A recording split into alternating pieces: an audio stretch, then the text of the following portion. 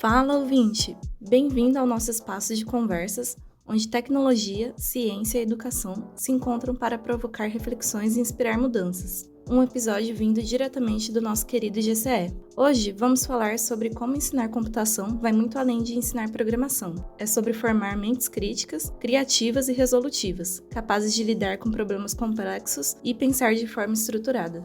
E para enriquecer essa jornada, temos como convidado o professor Marcos Maltempe, referência em computação e educação na Unesp, e criador do EducaBits, um podcast que transforma ideias complexas em discussões acessíveis e impactantes.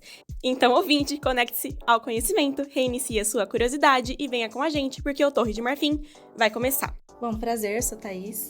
Eu sou a Nívia e estamos aqui hoje com o professor Maltempe. Para mim também é um prazer estar aqui, poder falar com vocês. Você já produziu tantos conteúdos que aproximam computação e educação. E o que mais te motiva a seguir, então, explorando esse tema hoje em dia? O que me motiva é continuar explorando esse tema? Bom, é um tema que eu me interessei há muitos anos, né? Minha formação é em computação, mas há muitos anos direcionei meus interesses de pesquisa e de estudo para essa área de educação, informática aplicada à educação. A educação é um dos pilares de uma sociedade democrática e quer se desenvolver para o bem, né? Digamos assim. Então, acho que reconhecer a importância da educação na sociedade é um dos pontos que me motiva a continuar produzindo, trabalhando nessa direção. E também considerando que a educação, ela passa, principalmente nas últimas décadas, com o advento das tecnologias digitais, ela passa por uma série de questionamentos, né? Assim, do que que tipo de educação a gente quer para as futuras gerações, né? Que tipo de profissional a gente precisa, de cidadão que a gente busca formar. Então tudo isso daí a tecnologia coloca em evidência, certo? Por causa dos processos, das mudanças qualitativas que implica a sociedade, recentemente por conta da digitalização do nosso cotidiano, né? E questionando o próprio formato da educação escolar em especial, e também por conta da evolução constante em velocidade acelerada, digamos assim, das tecnologias digitais, né, de informação e comunicação, que nos colocam em movimento também do ponto de vista de como elas poderiam ser aproveitadas, né, na educação escolar em especial, de modo que a gente consiga cada vez mais dar conta, né, de formar as futuras gerações que chegam. E para você, qual que é a diferença de ensino e aprendizado dentro de uma sala de aula ou curso? Muito legal essa pergunta, né? Bom, assim, às vezes as pessoas, talvez, de maneira automática, não refletem sobre isso, né? Pensa assim, em processos de ensino, hífen aprendizagem, como se uma coisa pudesse estar associada à outra de maneira automática, né? Ou seja, muitas vezes a gente encara assim que cada ato de ensino corresponde a um ato de aprendizagem. E não é verdade, né? Quer dizer, a aprendizagem é uma coisa muito pessoal e o ensino é algo que a sociedade construiu. Quer dizer, na verdade, nem é algo que a sociedade. Eu acho que desde que a gente nasce, quando a gente aprende alguma coisa, a gente quer ensinar, né? Basta ver as crianças por aí, né? As crianças desde pequeno interagindo entre elas. Quando uma aprende alguma coisa e está brincando com a outra, você pode reparar que ela quer ensinar aquela outra a fazer alguma coisa, como brincar com alguma coisa. Então, ao aprendermos, parece que a gente já inaugura essa disposição, essa vontade de ensinar. Mas voltando ao ponto, né? O professor, muitas vezes, né, pressionado ou interessado em fazer com que os seus alunos aprendam mais, ele concentra seus esforços em melhorar o ensino. Então, assim, entendeu? Não entendeu? A turma parece que responde que não entendeu. Aí ele pensa em novas maneiras de ensinar, sempre reforçando o ensino, como se fosse assim, se eu ensinar muito bem, o aluno vai aprender, entendeu?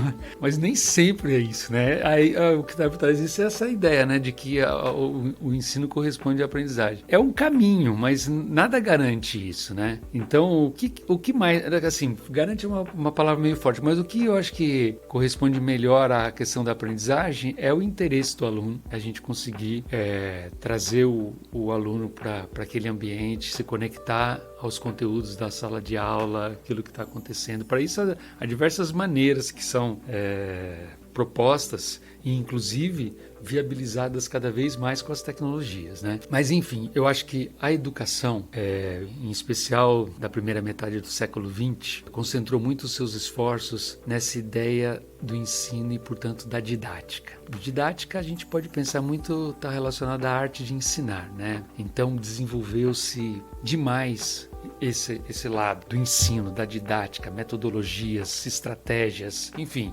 Isso aí está muito centrado no professor, porque ele que é o responsável pelo ensino.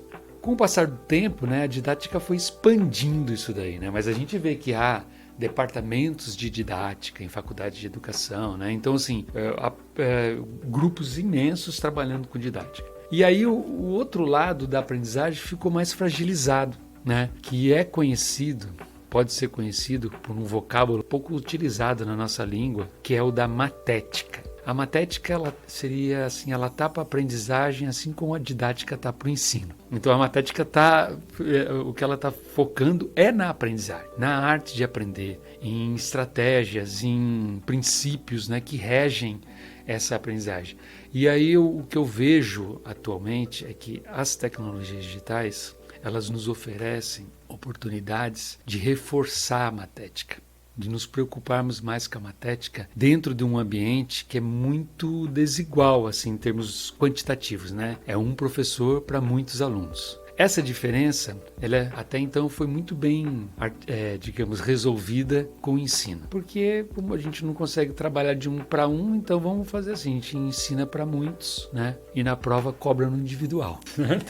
Então essa é uma dicotomia e um paradoxo da sala de aula. Você ensina para muitos e cobra no individual. Mas assim, por que não dá para fazer esse um para um? Com as tecnologias hoje em dia, com os auxílios de agentes inteligentes, com a possibilidade dos alunos terem uma individualização maior, o que está cada vez mais em evidência e em promessa com a inteligência artificial hoje em dia, né? Então talvez a gente consiga cumprir a ideia da matética que, gente, não é nova, vem lá de Comênios. Comênios é conhecido como o pai da didática, mas que reconheceu.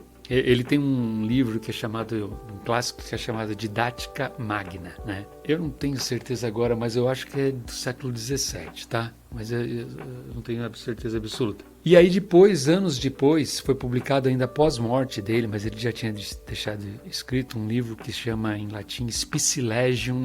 É um título grande, eu não vou lembrar, mas começa com Spicilegium. Mas enfim, é onde ele reconhece que ele deixou de fora, em muitos aspectos nesse clássico Didática Magna, a questão da matética. E por isso ele retoma ali e traz diversas ideias relacionadas à matética. Então ele mesmo colocava assim, que a gente devia concentrar os esforços na aprendizagem, não no ensino. Ensinar o menos possível e aprender o máximo possível. Então eu acho que essa pergunta é muito interessante, né, de ponderar sobre ensino e aprendizagem, porque eu acho que o que está no nosso automático, digamos assim, é que elas são indissociáveis ou que elas estão acontecendo ao mesmo tempo, mas eu acho que o que a gente tem a oportunidade cada vez mais com as tecnologias é reforçar a matética, portanto a aprendizagem. Muito legal. Nossa, eu nunca nem tinha ouvido matética, acho que é uma palavra nova no meu vocabulário. Na verdade, acho que não é nem um termo muito bom estrategicamente, porque ele é muito parecido com matemática. As pessoas associam, aliás, os corretores ortográficos aí, automáticos, mesmo as IAs generativas, muitas vezes, assim, agora elas já conhecem, eu pelo menos quando comecei a trabalhar sobre matética com as IAs, elas não conheciam. E aí agora elas já conhecem, porque elas vão aprendendo também, né? Mas eu acho que esse termo leva muitas pessoas a pensarem em matemáticas, mas é o termo que Comênios cunhou e 300 anos depois, o Simon Papert, que é um dos pioneiros da informática na educação, retomou ele. Então, de fato, com isso a gente consegue pensar exatamente quando foi que Comênios, porque o Papert publicou em 1981, se eu não me engano, 80, o livro aí 300 anos antes, da 1680, né? Então foi século XVII mesmo, Comênios, né? Você falando me surgiu uma dúvida, mas o que você acha que é mais complicado, assim, de ensinar no coletivo e depois cobrar no individual? Porque isso me deixou intrigada.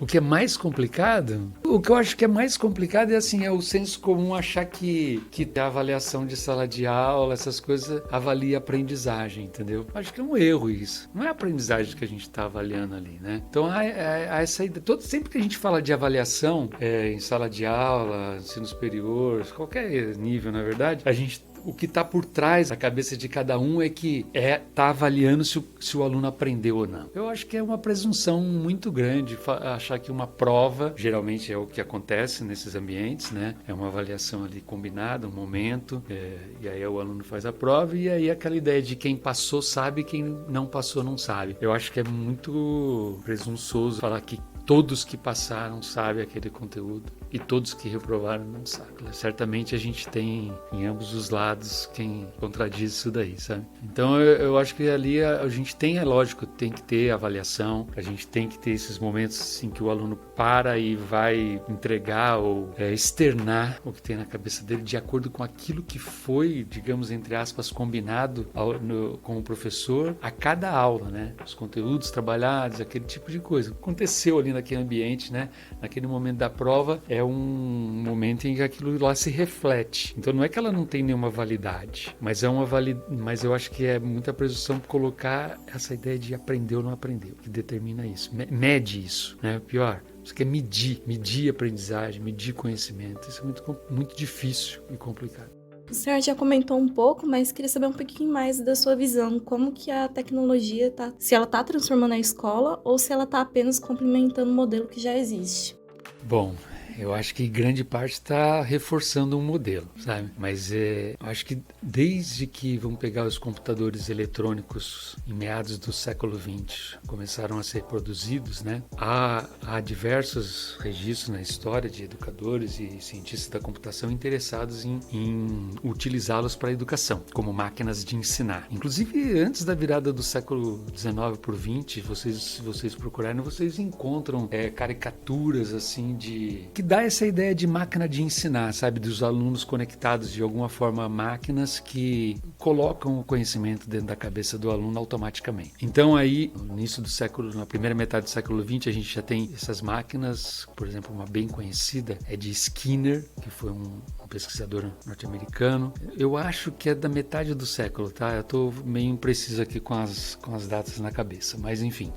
E depois, com o desenvolvimento tecnológico, cada vez mais buscou-se, né, trazer esse potencial que era desenvolvido pela computação eletrônica, né, para a educação, para ser aplicado na educação. Durante um tempo, o foco foi esse da máquina de ensinar. Então, a ideia era que a máquina ensinava o aluno. E aí depois de, por exemplo, Papert, talvez, esse educador matemático sul-africano, né, que fez carreira no MIT, nos Estados Unidos, ele propôs a ideia contrária, o aluno ensinar a máquina. E aí, então, a gente pode ver esses dois polos, digamos, de um contínuo, né, em que a gente tem várias iniciativas possíveis, né, reforçando máquina de ensinar, o outro aluno ensinando.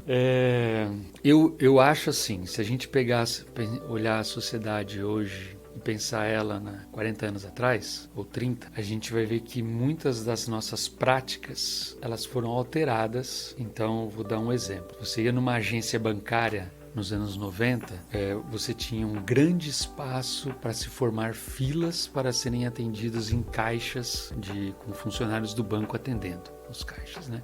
Então a gente entrava nessas filas para ser atendido. E não existia caixa eletrônico. Aí com o tempo foi surgindo os caixas e o banco funcionava das 10 às 4, das 10 da manhã às 4 da tarde, de segunda a sexta. Hoje em dia o que a gente tem? Os bancos são 24 horas, 7 dias por semana, via aplicativo, e você vai numa agência bancária, você tem espaços enormes para caixa eletrônico e pouco espaço para atendimento. E poucos funcionários atendendo também. Então a gente percebe aí uma mudança bem grande nesse que é uma coisa que faz parte do nosso cotidiano, de todo mundo, né? A escola também faz parte. E aí, se a gente pega uma sala de aula, uma escola hoje em dia, eu acho que teve bastante mudança, mas eu acho que na sua essência, não. É como você falou, assim, acho que a gente ainda reforça muito uma prática que é também algo que deu muito certo no século XX, né? A gente tem que considerar isso, né? Mudar coisas que a gente reconhece que teve um potencial e funcionou muito bem e pelo qual muitos hoje em dia que estão em papel de talvez liderar uma transformação nisso daí, foram educados naquele formato e reconhecem que aquilo lá foi bom. Então, assim, enfrenta a oposição mesmo, né? Então só para falar assim, quer dizer, a educação do século XX, se a gente pensar em termos de bem-estar social, em termos de expectativa de vida, por exemplo, a gente vai ver que o século XX começa de um jeito e termina de um jeito muito melhor, tá? Para a sociedade como um todo. Então isso daí, em grande parte, podemos depositar a educação, o sucesso disso daí, né? Mas aí a gente entra na questão que eu acho que eu já falei, do questionamento que as tecnologias nos colocam, né? Nos colocam o que é educar, afinal de contas, né? Educar é passar informação pro aluno, é colocar informação na cabeça dele. Então, se for isso daí, o computador pode ser que faça melhor mesmo, né? Porque ele não falta, que nem o professor às vezes falta, ele não fica doente, ele faz isso, pode usar diversas mídias para fazer isso, tá à disposição a qualquer momento. Então, quer dizer, então a gente começa a ver assim que educar não pode ser limitado a esse acúmulo de informações. E ao aluno, e o aprendizado não pode ser, digamos, o aprendizado não pode ser entendido como sendo a reprodução de informações acumuladas, né, que é o momento da prova. Então, hoje em dia, é isso que está se colocando em discussão, né? O que a gente quer dos nossos alunos, né? Então, fala-se muito que a gente quer que eles sejam criativos, que eles possam lidar com essas mudanças constantes que a sociedade tem, que eles possam lidar com a situação de que talvez estejam sendo preparados para uma profissão que deixe de existir daqui a pouco, né? E para trabalhar em profissões que não existem ainda nesse momento. Então, quer dizer, tudo isso põe um dinamismo muito maior e uma preocupação muito maior da parte da educação de preparar as gerações para esse mundo que é o mundo atual e do qual eles vivem em termos de tecnologia, né? Ou seja, também tem esse aspecto. Eu estou misturando algumas coisas aqui, mas é que as coisas vão surgindo na cabeça, né? Talvez fugindo um pouco da sua pergunta, eu não sei. Mas assim, a gente vê que os alunos, né, cada vez mais utilizam tecnologia no seu dia a dia, né? Aquilo que eu falei dessa intensificação da digitalização do nosso cotidiano, né? Então, cada vez mais a gente está ali conectado, utilizando, e aí chega na escola,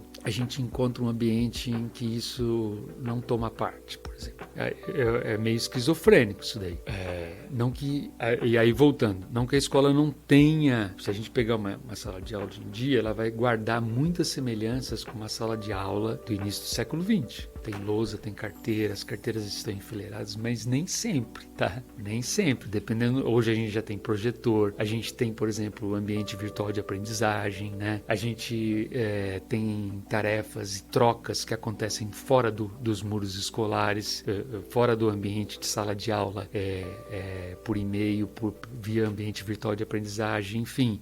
A educação está acontecendo hoje em dia muito mais, tem muita mais formas de acontecer fora dos muros escolares, que não acontecia graças às tecnologias digitais, o que não acontecia antigamente. E há também a relação professor-aluno, ela pode ser muito mais próxima via essa, vou chamar assim, de virtualização, do que dentro do ambiente de sala de aula. Quer dizer, essa distância professor-aluno, essa distância da educação, ela não se mede mais assim topologicamente, né, assim, pela distância geométrica aqui entre o aluno e o professor, ali de metros ou sei lá o que.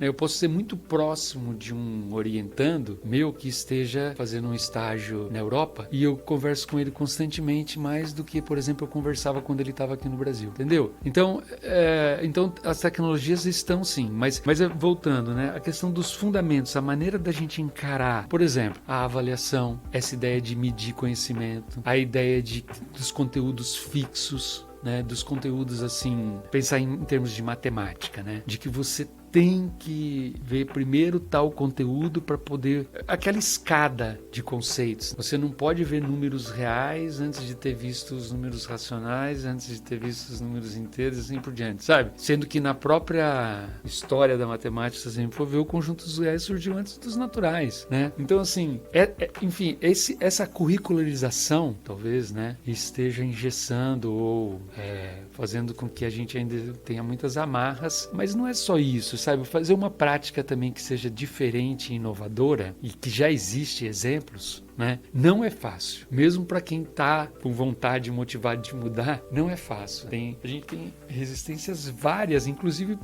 da própria estrutura, por exemplo, do curricular, que eu já falei, do ambiente de sala de aula, por exemplo, com carteiras que não favorecem você manipular elas de modo a formar, por exemplo, um círculo ali para discussão, né?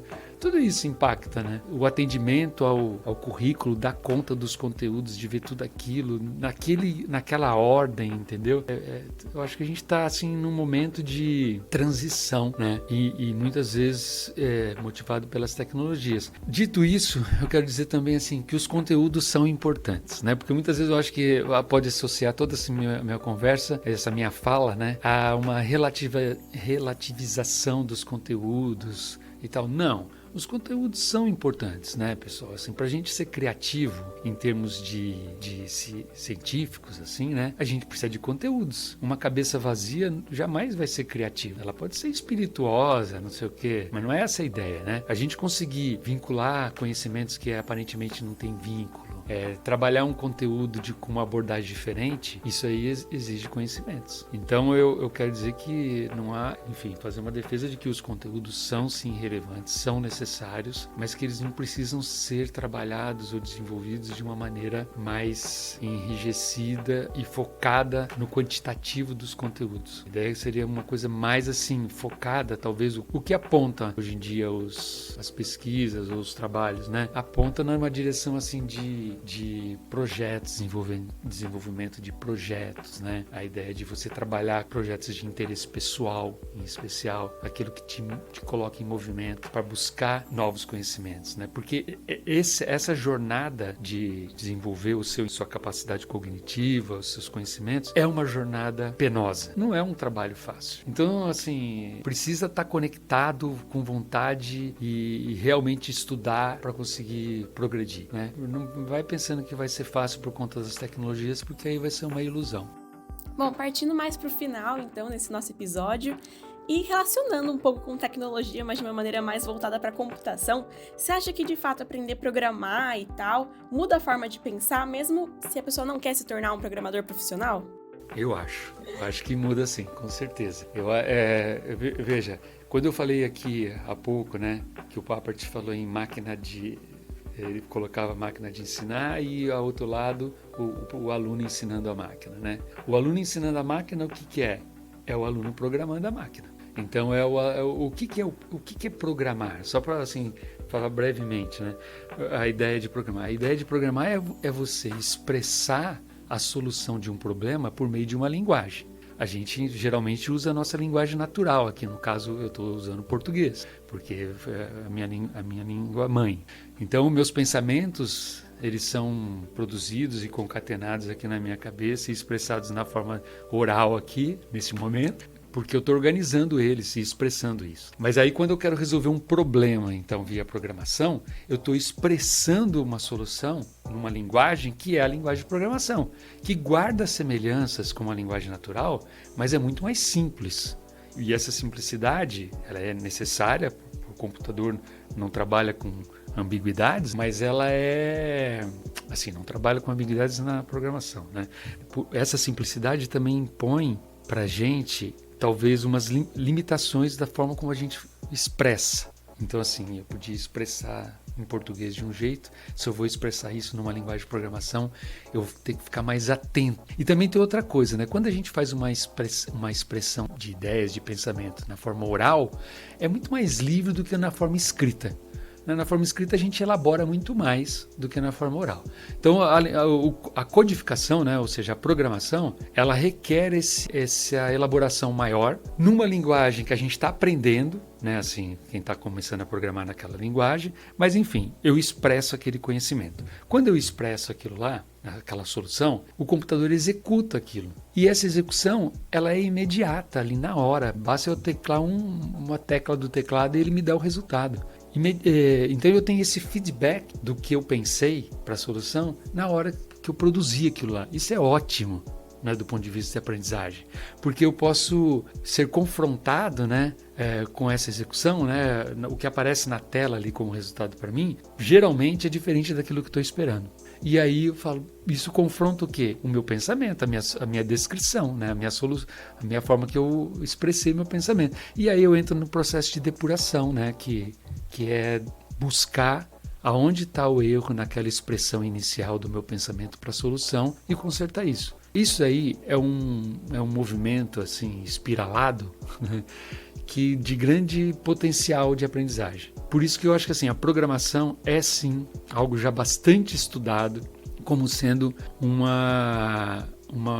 como tendo um grande potencial para a gente aprender. E hoje em dia a gente tem, inclusive na BNCC, na Base Nacional Comum Curricular, que é um documento normativo, né, do brasileiro, federal, e também norteador da educação brasileira formal, que coloca o pensamento computacional como sendo uma das habilidades a serem desenvolvidas, ou competências, já não é mais, a ser desenvolvidas na educação básica. E também em harmonia, digamos assim, com esse mundo digitalizado que a gente vive cada vez mais, eu acho que sim, que é muito importante aprender a programar, mesmo que a gente não vá se tornar um programador no futuro, assim como a gente aprende a ler e escrever, mesmo sem se tornar um escritor no futuro, né?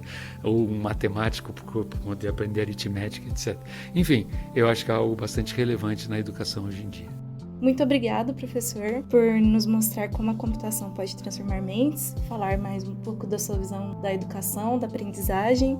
Eu que agradeço a oportunidade de poder tratar de um tema que é bastante, eu acho que relevante, às vezes polêmico, né, na nossa sociedade, porque muitas vezes atribui-se à tecnologia, né, um valor de bom ou mal, sendo que ela em si não é boa ou má, né? Depende do uso que a gente faz dela, certo? Então acho que o professor em sala de aula e na escola, ele é responsável por definir esse uso, né? Como que vai se dar, organizar o ambiente para que o aluno, visando o maior aproveitamento, a maior aprendizagem do aluno possível. Então eu vejo que tratar desse tema, eu acho que é algo de interesse para todos, né? Porque a educação é algo de interesse para toda a nossa sociedade, né? Então agradeço aí, muito obrigado. Com certeza, muito obrigada pela participação e também para você ouvinte que esteve conosco até aqui. Continue acompanhando o Torre de Marfim, porque o conhecimento, quando aliado à tecnologia, abre portas para as novas formas de aprender e ensinar. Até a próxima!